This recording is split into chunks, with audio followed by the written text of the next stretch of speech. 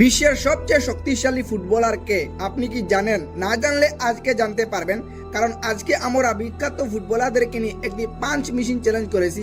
আর এটা দেখে বুঝতে পারবে কার কতটুকু শক্তি রয়েছে। আর এটা দেখার আগে প্লিজ ভিডিওটিতে লাইক দিয়ে এবারের বিশ্বকাপে আপনি কোন দলের সাপোর্ট একটু কমেন্ট করে জানাবেন। তো প্রথমে আসেন গার্নাচো। সে পাঞ্চ মেশিনে পাঞ্চ করে এবং তার স্কোর হয় 917, আর এই তালিকায় 1 নম্বরে পৌঁছে যায়। তারপর আসেন নেইমার জুনিয়র। নেইমারও তার শরীরের সব শক্তি দিয়ে পাঞ্চ মেশিনে পাঞ্চ করেন, তার স্কোর গিয়ে দাঁড়ায় 778, আর এই তালিকায় 2 নম্বরে পৌঁছে যায়। তারপর আসেন কেলিয়ান এমবাপ্পি। সেও তার শরীরের শক্তি দিয়ে পাঞ্চ করে, আর কেলিয়ান এমবাপ্পির স্কোর মাত্র 675, সে পৌঁছে যায় 3 নম্বরে। তারপর আসেন গ্রেইথ বেল। সেও পাঞ্চ করে আর তার স্কোর হয় 763, আর তিনি কেলিয়ান এমবাপ্পিকে পিছনে ফেলে 3 নম্বরে পৌঁছে যায় এই তালিকায়।